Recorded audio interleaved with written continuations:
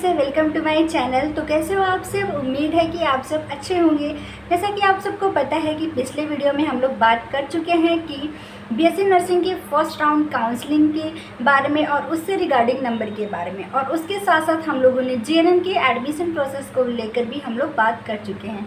तो गाइस, आज हम इस वीडियो में बात करने वाले हैं कि बीएससी नर्सिंग में आपको कौन से कॉलेजेस टॉप नंबर के मिलने वाले हैं और आपके कितने नंबर्स आएंगे तो आपको टॉप रैंक के कॉलेजेस मिलेंगे, और अगर आपका नंबर 100 से बिलो है तो आपको किस टाइप के कॉलेजेस मिलेंगे।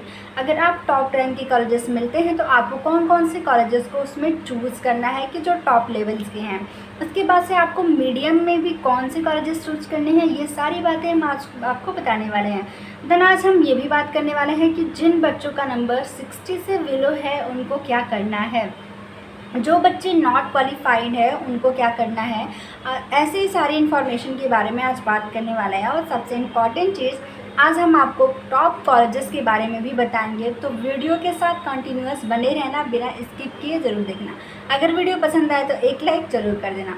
तो गाइस, स्टार्ट करते हैं अपने टॉपिक को। फर्स्टली हम गाइस देख लेते हैं कि जिन बच्चों का नॉट क्वालिफाइड आ रहा है या फिर जिन बच्चों का नंबर 60 से बिलो है उन बच्चों को क्या करना है। देखिए, इसमें घबराने वाली कोई बात नहीं है। अगर आपने ठान लिया है कि आपको इसी ईयर 2024 यानी 2024 में आपको नर्सिंग की फील्ड में अपना करियर बनाना ही बनाना है, आप एडमिशन आपको नर्सिंग के क्षेत्र में लेना ही लेना है, तो आप एक बेस्ट कोर्स चूज़ कर सकते हैं। वो है जीएनएम, जनरल नर्सिंग मिडवाइफरी, जो 3 इयर्स का डिप्लोमा कोर्स होता है। उसके करने के बाद से भी आप 2 ईयर का चाहे तो पोस्ट बेसिक बीएससी नर्सिंग कर सकते हैं, जिसके साथ आपका क्या होता है कि बीएससी नर्सिंग एक ग्रेजुएशन कंप्लीट हो जाता है। तो आप जीएनएम भी आपके लिए बेस्ट रहता है। अगर आप नॉट क्वालिफाई हैं तो आप जीएनएम कर सकते हैं। उसके बारे में फुल इन्फॉर्मेशन की वीडियो मैंने बना रखी है, आप जाके देख सकते हैं कि उसके एडमिशन के प्रोसेस में थोड़े से चेंजेस हुए हैं, तो जाके आपको देख सकते हैं कि क्या क्या चेंजेस हुए हैं। अभी आपको एंट्रेंस एग्ज़ाम उसमें भी देना पड़ रहा है। लास्ट डेट आपको मैं बता दे रही हूँ, 12 जुलाई तक रहने वाली है। आप फॉर्म फिलअप कर सकते हैं 12 जुलाई तक जीएनएम के लिए। वो बच्चे जो नॉट क्वालिफाइड है उनके लिए यही एक ऑप्शन है, आप जीएनएम कर सकते हैं। और जीएनएम भी एक बेस्ट कोर्स है और उसमें भी थोड़ा बहुत डिफरेंसेस होता है। आपको अपॉर्चुनिटी उतने ही मिलते हैं, स्कोप आपको उतने ही मिलते हैं जितने कि बीएससी नर्सिंग को मिलते हैं। बस थोड़ा सा ये होता है कि आपको एक्सपीरियंस की ज़रूरत पड़ती है, कि आपको 2 ईयर की एक्सपीरियंस होता है कुछ फॉर्म को फिलअप करने के लिए। तो ये रहा कि जिन बच्चों का नॉट क्वालिफाइड है उनके लिए ऑप्शन ये है कि आप या तो बीएससी नर्सिंग अदर स्टेट से कर सकते हैं, या फिर आप 2025 के लिए 2025 के लिए प्रिपरेशन कर सकते हैं। अगर आपको अपने यहाँ यूपी में ही आपको बीएससी नर्सिंग करनी है तो आप ये चीज़ कर सकते हैं। देन गाइस, उसके बाद हम बात कर लेते हैं कि जिन बच्चों का नंबर 70 से लेकर 130 तक है उनको क्या करना है, उनको कैसे कॉलेजेस चूज करने हैं। तो गाइस, इसमें हम सबसे इम्पॉर्टेंट चीज़ बात करेंगे कि किन बच्चों को टॉप रैंक के कॉलेजेस मिल सकते हैं। जिन बच्चों का नंबर 100 से अबव है, 110, 120, 130, तो उनको टॉप रैंक के कॉलेजेस मिल जाएंगे। अगर आप लखनऊ से टॉप रैंक के कॉलेजेस चाहते हैं तो इन बच्चों को टॉप रैंक के कॉलेजेस मिल सकते हैं, इनको मिलने का पूरा चांस है और मिल जाएगा। उसके बाद से गाइस, जिनका नंबर 70 से लेके 80, 90 ऐसे हैं उनको मीडियम लेवल के कॉलेजेस मिल सकते हैं। ऐसा नहीं कि बहुत बुरा कॉलेजेस, मीडियम लेवल के कॉलेजेस भी अच्छी स्टडी और अच्छी फैसिलिटी भी प्रोवाइड करते हैं आपको, तो उन बच्चों को मीडियम कॉलेजेस भी मिल सकते हैं। जो भी बच्चे 100 से बिलो है वो मीडियम कॉलेजेस के लिए अप्लाई कर सकते हैं।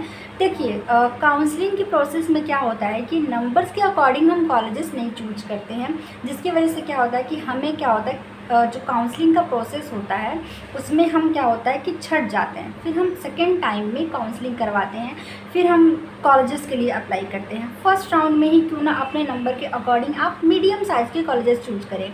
अगर आपका नंबर 100 से अबव है तो आप टॉप रैंक की कॉलेजेस के लिए अप्लाई कर सकते हैं, नहीं तो कोई मतलब नहीं होगा कि आपके नंबर्स कम हैं और आप टॉप रैंक की कॉलेजेस अप्लाई करें, तो वो आपको नहीं मिलने वाले हैं। ये फर्स्ट चीज़ आपको क्लियर हो जानी चाहिए।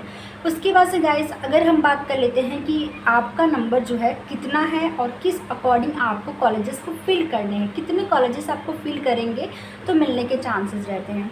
जैसे कि मान लीजिए अगर आपका 70 से 80 नंबर है तो आप 150 कॉलेजेस चूज करिए।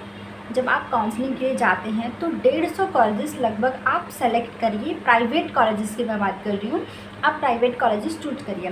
वैसे भी अगर आप गवर्नमेंट के चक्कर में ना जाएं तो अच्छा है, क्योंकि आपका नंबर 100 से बिलो है। वैसे भी अगर 120 भी है, क्योंकि अभी क्या कट ऑफ हाई जा रहा है और हमेशा क्या 10% इंक्रीज़ हो रहा है, तो 140 नंबर पे भी पिछले ईयर बच्चों को कॉलेजेस गवर्नमेंट मिलने में प्रॉब्लम हो रही थी। ठीक है, तो अगर आपके नंबर्स कम हैं तो आप गवर्नमेंट के पीछे भागने से अच्छा है कि आप प्राइवेट कॉलेजेस पे फोकस करिए, ताकि आपको कोई ना कोई कॉलेजेस मिल जाए। उसके बाद से हम बात कर लेते हैं, ये तो हो गई कि 70 to 80 नंबर जिन बच्चों का है कितने कॉलेजेस चूज़ करने हैं, वो 150 कॉलेजेस चूज़ करिए। अपनी काउंसलिंग जब भी करवानी चाहिए तो 150 कॉलेजेस आपको चूज़ करना है। तो गाइस हम नेक्स्ट बात कर लेते हैं कि जिन बच्चों का नंबर जो है 80 से लेकर 90 के बीच में है, उनको क्या करना है कि उनको 120 यानी 120 कॉलेजेस को सेलेक्ट करना है। उसके बाद से जिन बच्चों का नंबर 100 से लेकर यानी 90 से लेकर 100 है, उन बच्चों को क्या करना है 60 से 70 कॉलेजेस चूज करने हैं। ठीक है, उसके बाद से जिन बच्चों का नंबर 120 से 110 से 130 है, उन बच्चों को क्या करना है 40 से लेकर 50 कॉलेजेस वो आसानी से चूज कर सकते हैं। ठीक है, तो ये हो गई कि आपको कितने नंबर पे कितना कॉलेज आपको सेलेक्ट करना है, तो आपको कॉलेजेस मिलने के पूरे चांस रहते हैं और आपको कोई ना कोई कॉलेजेस मिल जाते हैं। ठीक है, प्राइवेट में ये सारी चीज़ें हो गई हमारे कि कितने कितने नंबर पे हमें कितने कॉलेज को हमें चूज़ करना है। सो गाइस एक चीज़ सबसे इम्पॉर्टेंट रहने वाला है कि आपको ऐसा कोई भी कॉलेजेस नहीं चूज करना है कि जो भी आईएनसी से रजिस्टर्ड ना हो। ऐसे किसी भी कॉलेज में आप एडमिशन ना लें कि जो इंडियन नर्सिंग काउंसिल से अप्रूवल ना हो। तो वो उसमें क्या होता है कि अगर आप ले लेते हैं एडमिशन तो आपको बहुत सारी प्रॉब्लम फेस करनी पड़ती है। As a your sister and as a your seniors मेरा काम है कि आपको कभी भी मिस गाइड ना होने दूँ और एक सही राइट इन्फॉर्मेशन प्रोवाइड करूँ। तो गाइस ये चीज़ ध्यान में रखना कि ऐसा कोई भी कॉलेज जो आईएनसी से अप्रूवल ना हो, प्लीज़ उसमें एडमिशन न लेना, वरना आपके पैसे भी डूब सकते हैं और आपको बहुत सारे प्रॉब्लम फेस करने पड़ सकते हैं। उसके बाद से हम बात कर लेते हैं कि हमें कौन कौन सा सबसे टॉप कॉलेजेस चूज़ करना है। अगर आप लखनऊ के सबसे टॉप कॉलेजेस को चूज़ करना चाहते हैं तो आज मैं सारे कॉलेजेस का नाम बताने वाली हूँ, तो ध्यान से आप चाहे तो कॉलेजेस को नोट कर सकते हैं। टॉप रैंक के कॉलेजेस में हमारे कुछ कॉलेजेस ऐसे आते हैं जैसे कि विवेकानंद कॉलेजेस आ गए। ये सब लखनऊ के मैं लिस्ट डाउन कर रही हूँ कॉलेजेस, तो टॉप कॉलेजेस हैं।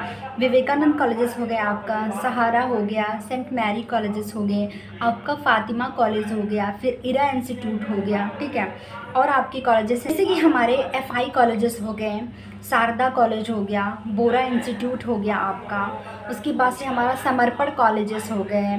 ठीक है, ये सारे कॉलेजेस हैं जो टॉप रैंक के कॉलेजेस हैं, आप उनको सेलेक्ट कर सकते हैं, आप उसमें एडमिशन ले सकते हैं आराम से। और भी कॉलेजेस जैसे Hind institute of medical science हो गया, ये भी इसमें भी आपकी स्टडी जो है अच्छी चलती है। Mayo institute of medical science हो गया, ये भी इसमें भी स्टडी अच्छी चलती है। ठीक है, तो इन सारे कॉलेजेस को आप चूज कर सकते हैं जो टॉप रैंक के कॉलेजेस आते हैं। अगर आप मीडियम कॉलेजेस के भी भरना चाहते हैं तो फिर इसमें आपका नोवा इंस्टीट्यूट भी हो गया, ये भी टॉप रैंक के कॉलेजेस में अच्छे कॉलेजेस हैं जो आपको अच्छी एजुकेशन प्रोवाइड करती है। नोवा इंस्टीट्यूट का आप भर सकते हैं, समर्पण आपको बता ही दिया है मैंने। ठीक है, इरा और गाइस मैंने सेंट मैरी कॉलेजेस को पर्सनली देखा है। सेंट मैरी कॉलेज भी बहुत अच्छा कॉलेज है। आप खुद अगर आपको कॉलेजेस मिलता है तो आप वापस से बताने जरूर आओगे। जितने भी मैंने कॉलेजेस बताए हैं सब टॉप रैंक की कॉलेजेस हैं और अच्छी एजुकेशन प्रोवाइड करती है, तो आप इन कॉलेजेस को भी फिल कर सकते हैं। देन गाइस और जो कॉलेजेस आते हैं हमारे साई कॉलेजेस हो गया, उसके बाद से हमारा एपेक्स हो गया।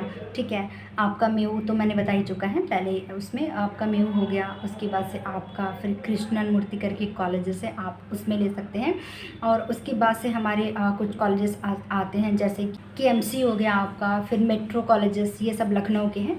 ये सारे कॉलेजेस आप ले सकते हैं जो टॉप रैंक के कॉलेजेस हैं।